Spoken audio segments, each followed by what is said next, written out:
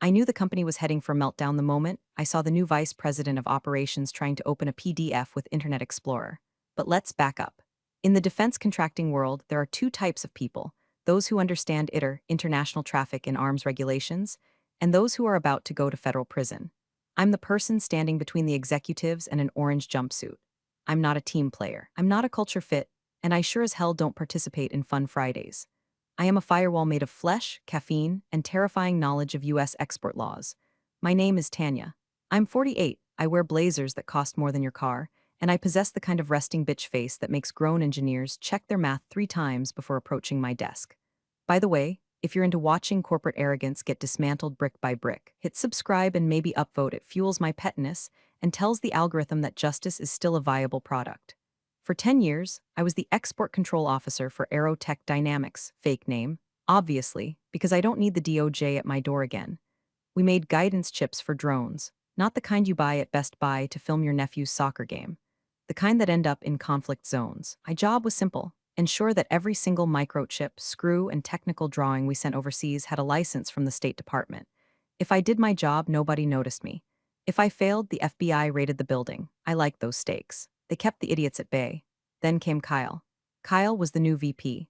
He was 32, had a degree in strategic leadership from a university that probably operates out of a strip mall, and possessed teeth so white they looked like they were trying to surrender. He was hired by the board to disrupt the workflow and trim the fat. Naturally, he looked at my department, compliance, and saw nothing but a money pit. Our first meeting was in his office, which he had redecorated with a standing desk and a motivational poster that said grind in a font that screamed insecurity. Tanya, hey, take a seat, he said, pointing to a beanbag chair. I remained standing. So I've been looking at the org chart, and I'm seeing a lot of bottlenecks in logistics. Specifically, your approval queue. It's not a bottleneck, Kyle, I said, my voice flat enough to use as a level. It's a federal requirement. We can't ship restricted hardware to a country on the embargo list just because FedEx offers a discount. He laughed, a hollow, dry sound like shaking a box of expired croutons. Right, regulations, I get it. We need to be agile. We need to move at the speed of business, not the speed of government. I feel like you're playing goalie when we need you to be a striker. I'm not playing soccer, Kyle. I'm playing keep the CEO from being indicted for arms trafficking. If I stop being a goalie, you don't score a goal. You score a $20 million fine and a ban from all government contracts. He waved his hand dismissively, as if he could shoo away the code of federal regulations like a bad smell. You're too in the weeds, Tanya. You're focused on the cans instead of the cans. I need visionaries here. Also, I noticed you spend a lot of time on that charity board of yours. The one for? What is it? Literacy? Veterans Rehabilitation, I corrected. I volunteer 10 hours a month, on weekends, which is my time. Right. Well, perception is reality, Tanya. When people see you focusing on outside projects, they wonder if your head is really in the game here at Aerotech. Just a thought.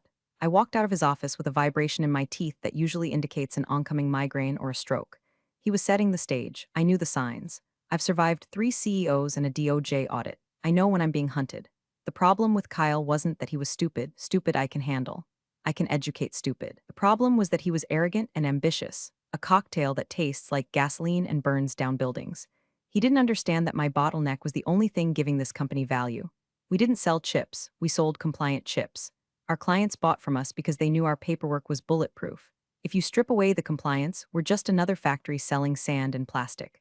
I went back to my office, corner room with blackout curtains and a shredder that could handle credit cards, and started doing what I do best: documentation. I didn't just file export licenses. I archived emails. I saved Slack messages. I transcribed voicemail. If Kyle was going to come for me, I was going to make sure that when he eventually pulled the trigger, the recoil would take his arm off. The air in the office felt different that week. The engineers, usually my allies because I kept them out of trouble, wouldn't make eye contact. The shipping manager, a good guy named Dave who looked like a walrus and smelled like Old Spice, stopped by my desk and whispered, "He's asking for your passwords, Tan." He asked IT for a backdoor to the licensing portal. "Let him ask," I said, sipping my lukewarm green tea. The State Department issues those credentials to individuals, not companies. He can't just log in as me. That's identity fraud on a federal level. He doesn't care, Dave said, looking over his shoulder. He's bringing in some consultant friend, a guy named Brad or Chad or Thad. One of those names. Says he can automate your job with AI. I almost laughed. AI for ITAR compliance? That's like trying to use Chat GPT to defuse a nuclear bomb. Sure, it might guess the right wire, but are you willing to bet the city on it? I spent the rest of the afternoon auditing the current pending shipments. We had a massive order, $12 million worth of drone stabilizers, sitting on the dock, waiting for a DSP-5 license amendment. It was going to a friendly nation, but the end-user certificate had a typo. A single digit off. If we shipped it, it was a violation. I had flagged it red. I looked at the screen, the red flag pulsing like a heartbeat. Don't do it, Kyle. I whispered to the empty room. Don't be a hero. But I knew he would be. Heroes like Kyle always think the rules are just suggestions for lesser men. He didn't know that I was already packing my personal files. I wasn't planning to quit, but I was definitely planning to survive. The storm was coming, and unlike Kyle, I had an umbrella made of steel. The following Tuesday, the calendar invite appeared in my inbox like a digital death threat. Strategic realignment and efficiency sync. No agenda attached. Just Kyle, me, and the HR director, a woman named Janice who possessed the spine of a gummy worm and communicated exclusively in sad nods. I walked into the conference room armed with a binder. I'm old school. I like paper. You can delete an email. You can't remotely wipe a 3-inch binder filled with time-stamped incompetence. Kyle was already there, practicing his putting on a portable green he'd installed in the corner. Tanya, good of you to join us, Kyle said, missing a 3-foot putt. Grab a water. Hydrate or dehydrate, right? I sat down, ignoring the water. What's the realignment, Kyle? He leaned against the table, crossing his ankles. He was wearing loafers with no socks. I hate that look. It screams. I have never done manual labor, but I will fire people who do. So here's the 30,000-foot view, Kyle began, using his hands to draw a big, imaginary box in the air. We're pivoting. The market is demanding speed. And frankly, the compliance department, meaning you, is operating on a 1990s chassis. We're moving to a compliance-as-a-service model. I blinked. You're outsourcing ITAR to who? A call center? No, to a boutique firm. Buddy of mine runs it. Dynamic Solutions. They use algorithms to scan shipping manifests. It's slick, Tanya, very slick, and it costs 40% less than your salary plus benefits. I opened my binder. The sound of the metal ring snapping open echoed like a gunshot in the quiet room. Kyle, does Dynamic Solutions have a specialized Empower official registered with the Directorate of Defense Trade Controls? He paused. His smile faltered for a microsecond. They have. Systems? They're very tech-forward. Systems don't go to jail, Kyle. People do. Let me explain something to you. I pulled out a printed spreadsheet. Last quarter, I stopped 3 shipments. One was going to a shell company in Dubai that fronts for Iranian interests. The algorithm missed it because the name was spelled phonetically. I caught it because I recognized the street address from a briefing I read in 2014. If that shipment had gone out, the fine would have been $500,000 per violation. That's $1.5 million. Your savings of 40% on my salary would have been wiped out in 10 seconds. Janice, the HR lady, looked down at her notepad, aggressively doodling spirals. She knew I was right. She also knew Kyle was the VP and I was just the buzzkill. You're being dramatic, Kyle scoffed, finally sitting down. That's the problem, Tanya. You operate from a place of fear. Operate from a place of yes. Besides, this decision has already been made. We're bringing in the consultants next week to shadow you. We want a knowledge transfer. Knowledge transfer, I repeated. You want me to teach a piece of software how to have 10 years of intuition? I want you to be a team player, Kyle said, his voice dropping an octave, losing the friendly veneer. And honestly, Tanya, this obsession with the rules, it's a red flag. It makes people wonder what you're hiding. If you're so worried about the government looking at us, maybe it's because you've been doing something wrong and you're afraid a fresh set of eyes will catch it. There it was, the gaslighting. He was twisting my competence into suspicion. It was a classic corporate move. Accuse the whistleblower of creating the noise. I have nothing to hide, Kyle. My logs are immaculate, but I'm not going to train my replacement to break the law. It's not a request, Tanya, he said, checking his Apple Watch. You need full cooperation, or we need to have a different conversation about your future here. I stood up. I didn't slam the binder, I closed it gently. I think the conversation is already over, Kyle. You're not looking for compliance. You're looking for an accomplice, and I don't look good in stripes. I walked back to my desk, my heart hammering a rhythm against my ribs. Thump, thump, thump, not fear, adrenaline. I opened my email client and saw a message from Dave in shipping. Subject, heads up, body, they just canceled the hold on the drone stabilizers. Kyle signed the override himself. He said the typo was negligible. My blood ran cold. He had overridden a federal block. He had literally signed his name to a violation before he had even fired me. He thought he was being a decisive leader. He had just handed me the nuclear launch codes. I didn't run to stop the shipment. That's what the old Tanya would have done. The Tanya who cared about saving the company. The new Tanya, the one who had just been told she was a red flag, she just took a screenshot of the override log, saved it to an encrypted USB drive, and whispered, "Bon voyage, you idiots." The trap was set. They were just waiting for me to step into it. But they forgot that I was the one who built the floor. 2 days later, on a Thursday morning that smelled of rain and burnt coffee, I was summoned back to the conference room. The mood had shifted from aggressive corporate optimism to legal Grim Reaper. Janice was there again, but this time she wouldn't look up from her hands. Kyle wasn't pudding. He was sitting behind the table with a manila folder. A security guard named Steve, who I had literally baked cookies for last Christmas, was standing by the door, looking at his shoes. Tanya, please sit, Kyle said. He didn't offer water this time. I'll stand, I said. Suit yourself. We've made a decision regarding your employment with Aerotech. Effective immediately, we are terminating your contract. I didn't blink. Cause, performance issues related to focus, Kyle said, tapping the folder. We've noticed a significant amount of company time and resources being diverted to your personal projects, the veterans' charity. You feel that your divided attention poses a risk to the agile direction the company is taking. It was a lie so lazy it was almost insulting. They couldn't fire me for doing my job, so they fired me for being a good person on my lunch breaks. I see, I said. And my severance? 2 weeks. Standard, Janice mumbled, sliding a paper across the table. And we'll need you to sign this NDA. I picked up the NDA, I scanned it. It was boilerplate trash. I'll have my lawyer review this, I said, dropping it back on the table. Kyle bristled. It's a standard separation agreement, Tanya. If you don't sign, we can't release the severance. Keep the 2 weeks, I said. I'm not signing away my right to speak about federal violations just for the price of a used Honda Civic. Kyle's face turned a shade of red that clashed with his blue shirt. Steve will escort you to your desk to collect your personal effects. You have 10 minutes. Your network access has already been revoked. I looked at Kyle, really looked at him. I wanted to remember his face. I wanted to remember the smugness, the unearned confidence, the way he thought he had just solved a problem when he had actually just pulled the pin on a grenade. One question, Kyle, I said, my voice dangerously calm. Who is the registered ITAR compliance officer as of 5 minutes ago? We have it covered, he sneered. Bob from marketing has a certificate. He's taking the interim lead until the consultants start. Bob from marketing, Bob, whose greatest professional achievement was organizing the company chili cook-off. Good luck, Kyle, I said, you're going to need it. The walk to my desk was a parade of shame. People stared. I kept my head high.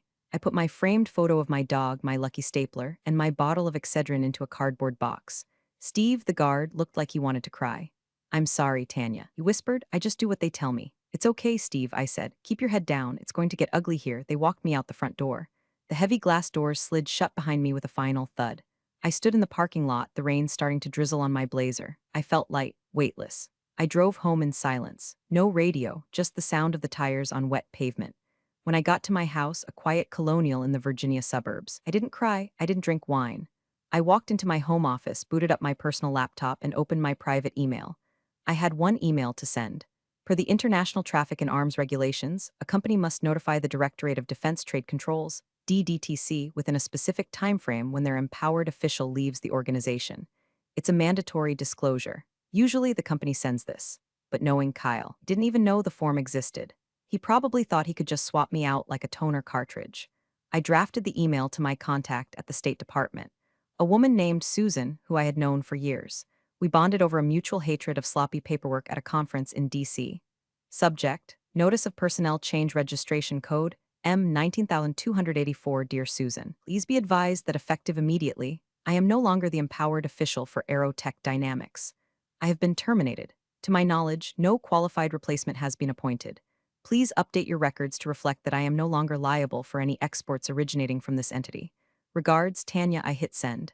That email was the first domino. By removing my name, I wasn't just quitting. I was stripping the company of its license to operate. Without an empowered official, every export they made was technically unauthorized. I sat back in my chair and listened to the rain. The silence in the house was beautiful. It sounded like the countdown on a bomb that Kyle couldn't hear ticking.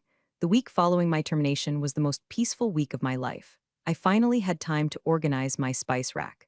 I alphabetized my cumin and coriander, while Aerotech was likely burning to the ground.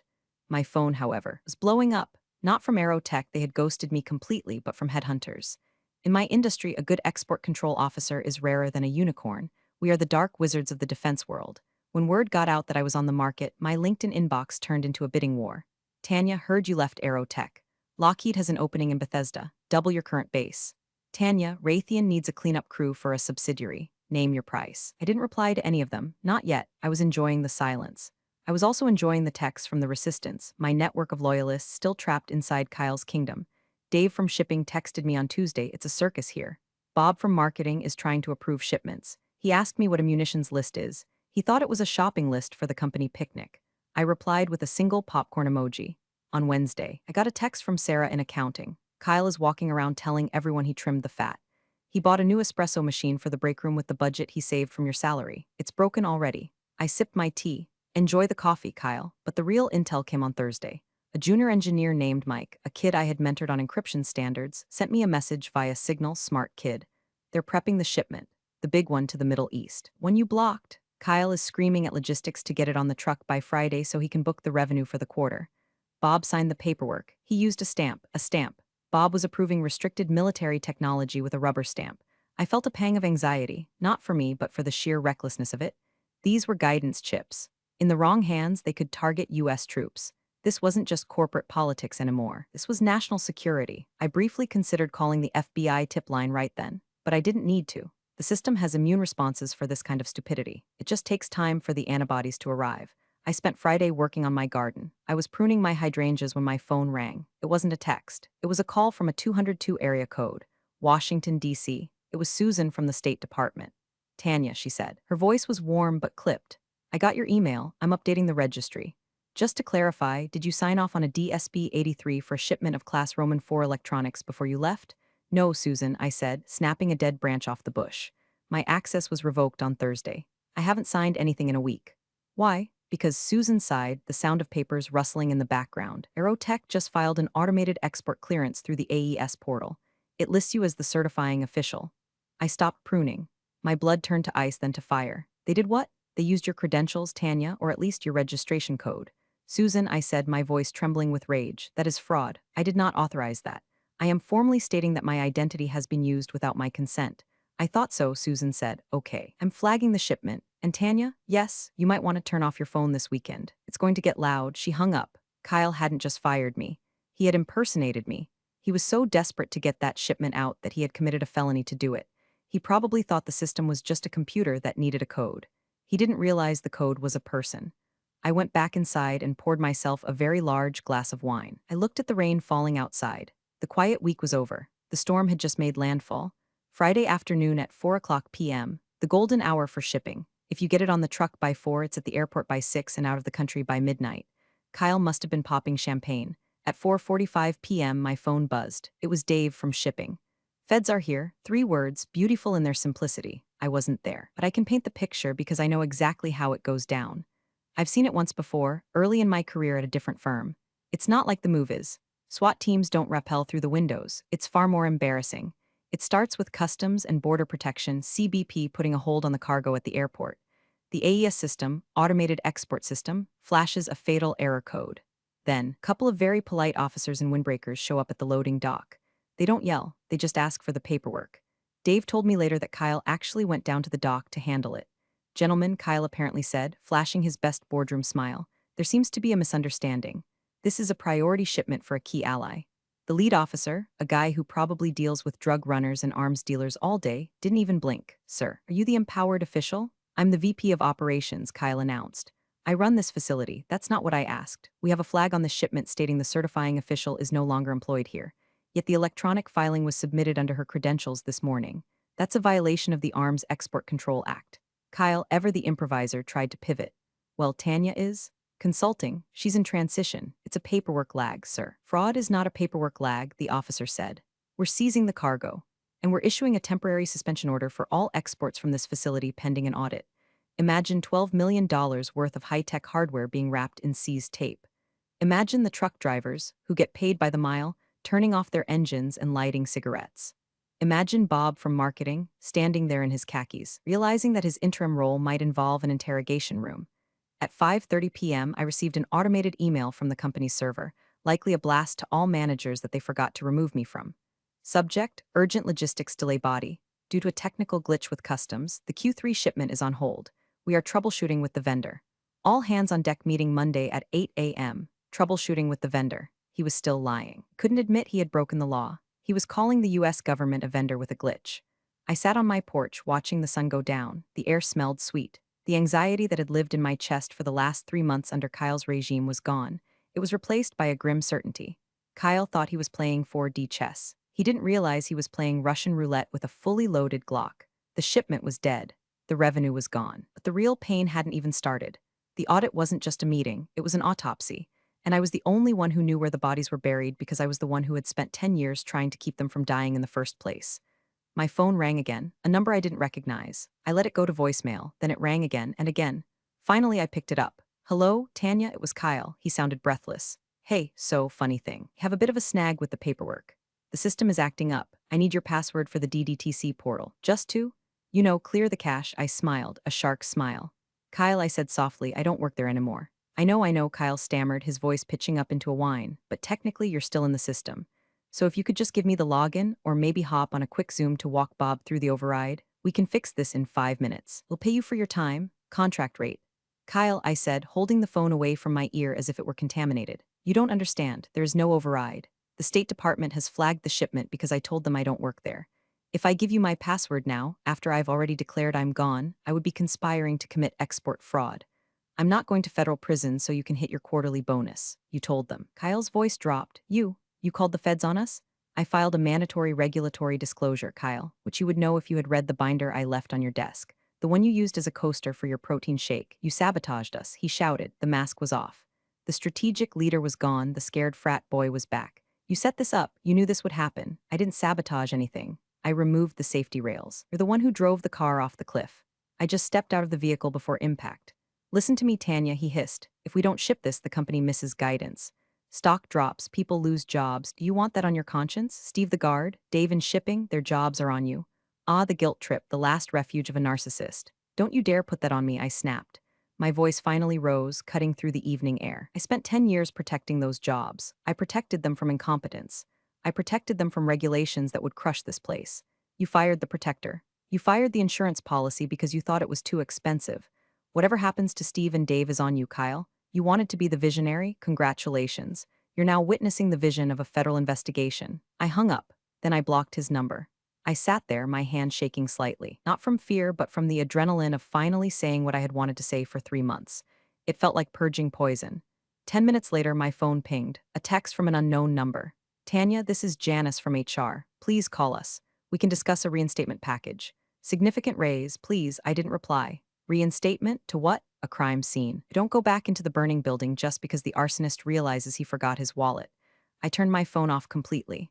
I went into the kitchen and made dinner. I grilled a steak. I opened a bottle of expensive Cabernet. I ate alone in the quiet of my kitchen, listening to the hum of the refrigerator. I knew what Monday would bring. The audit team wouldn't just be looking at the shipment. Once the State Department opens the hood, they look at everything. Every email, every classification, every visitor log. They would find the interim measures. They would find Bob. They would find the lack of training. I took a sip of wine. Here's to agility, I toasted to the empty room. I slept better that night than I had in years. Monday morning at Aerotech usually started with a stand-up scrums meeting where people stood around awkwardly while Kyle threw buzzwords at them. This Monday there was no scrum, there were just suits. I wasn't there. Dave gave me the play-by-play later over beers.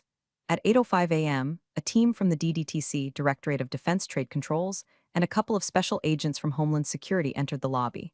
They didn't sign in on the iPad, they flashed badges that stopped traffic. The lead auditor was a man named Mr. Henderson. According to Dave, Henderson looked like he was carved out of granite and disappointment. He wore a gray suit, carried a black binder, had eyes that had seen every excuse known to man. We are here to conduct a directed audit regarding unauthorized exports and credential fraud, Henderson announced to the terrified receptionist. Please summon the senior leadership. Kyle came running down the stairs, trying to look in charge but sweating through his shirt. Gentlemen, I'm Kyle, VP of Ops. I'm sure we can clear this up. We have a coffee bar upstairs if you'd like to. We don't want coffee, Henderson said, his voice filling the lobby without being loud. We want your server logs, we want your visitor records, and we want to speak to your empowered official. Right, Kyle said, his smile twitching. Well, we are currently in a transition phase. Transition is not a compliance status, Henderson said. He motioned to his team. Secure the records room. Nobody touches a computer until we say so. It was a raid, a polite, paper-based raid. The agents moved through the office like water. It went to my old desk. They went to the server room. They went to shipping. Dave said Bob from marketing was found hiding in the break room trying to delete emails from his phone. An agent gently took the phone out of his hand. That's evidence, sir. The beauty of a DDTC audit is that they don't care about your profit margins. They don't care about your agile workflow. They care about the chain of custody. And the chain was broken. They found the override logs. They found the typo correction that wasn't a typo. They found the email from Kyle instructing Bob to just use Tanya's login. She won't mind. That email alone was worth 5 years in prison. Back at my house, I was gardening again. I was planting petunias. My neighbor, Mrs. Gable, waved at me. You're home early, Tanya, taking a holiday? Permanent vacation, Mrs. Gable, I called back. Just doing some weeding. I was weeding my garden. The feds were weeding Aerotech. Around noon, my LinkedIn chimed. It wasn't a recruiter. It was the CEO of Aerotech, the big boss, the guy who hired Kyle. He was usually in Shielding in New York, far away from the operations. Message, Tanya, we need to talk. Urgent. I looked at the message. I imagined the panic in the boardroom. I imagined them realizing that the bottleneck they fired was the only thing holding up the roof. I didn't reply. I went back to my petunias. They needed water. Aerotech needed a miracle, and I was fresh out of those. The audit lasted 3 days. 3 days of silence from the factory floor. 3 days of lawyers swarming the parking lot like vultures. On Wednesday afternoon, the verdict was delivered. They gathered in the main conference room, the same room where Kyle had fired me, the same room where he had practiced his pudding. The pudding green was gone now, shoved into a closet. Henderson sat at the head of the table. The CEO flew in. Kyle was there, looking like a ghost. Bob was there, looking like he was about to vomit. Henderson opened his black binder. The sound was deafening in the silence. We have reviewed your records, Henderson began. We found 114 violations of the ITAR in the last 6 days. 114. Every email Bob sent to a foreign vendor with a spec sheet attached, violation. Every time they accessed the server from an unsecured laptop, violation. The shipment, major violation. The fines for these violations, Henderson continued, start at roughly $500,000 per instance. However, the most concerning issue is the systemic lack of oversight. He looked directly at Kyle. You knowingly used the credentials of a terminated employee to bypass federal controls. That is criminal intent. Kyle tried to speak. I was trying to be agile. You were being reckless, Henderson said. He closed the binder. Snap. Effective immediately, Aerotech Dynamics is suspended from the Defense Trade Control Register.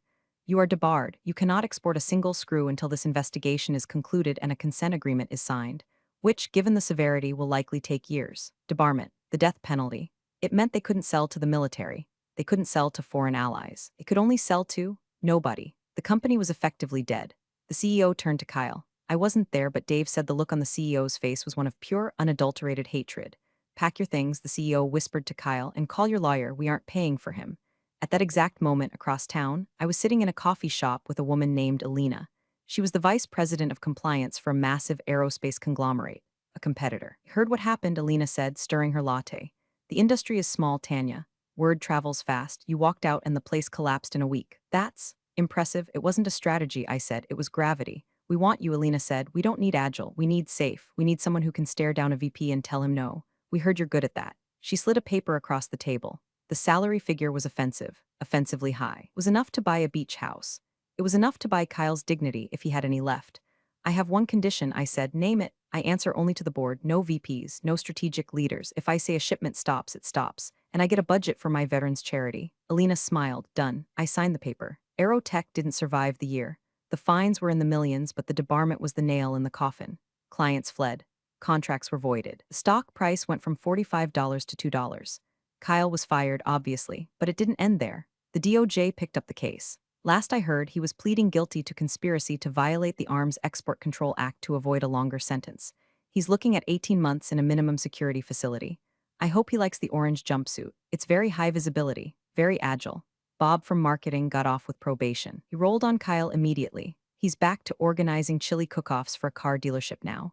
The sad part, the part that actually hurts, is the collateral damage.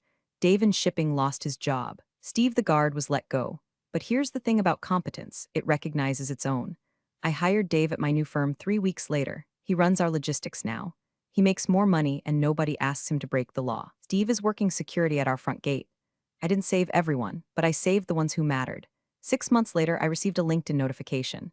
Kyle has viewed your profile. I clicked on his profile. It was stripped bare. Former VP open to work, strategic visionary seeking new opportunities. I laughed. I took a sip of my coffee, brewed in my new office, which overlooks the Potomac. I didn't block him this time. I wanted him to see. I updated my status. Tanya V., Senior Director of Global Trade Compliance, specializing in cleanups and catastrophe prevention. I scrolled down to my skills section and added one more, just for him, crisis management. The truth is, I didn't destroy Aerotech. I just took my hands off the wheel. They thought compliance was a burden. They thought I was a weight slowing them down. They didn't realize I was the ballast keeping the ship upright. When you throw the ballast overboard to make the ship lighter, you don't go faster, you just capsize. I closed my laptop. It was 5 p.m. on a Friday. My team had cleared every shipment, the logs were perfect. The licenses were valid. I walked out of the building past Steve at the desk. Good night, Tanya, he beamed. Good night, Steve. I drove home, the radio playing loud. I felt light. I felt heavy. I felt vindicated. And somewhere in a legal office, Kyle was learning the most expensive lesson of his life. You can mess with the culture, You can mess with the budget, but you never, ever mess with the woman who knows where the paperwork is filed.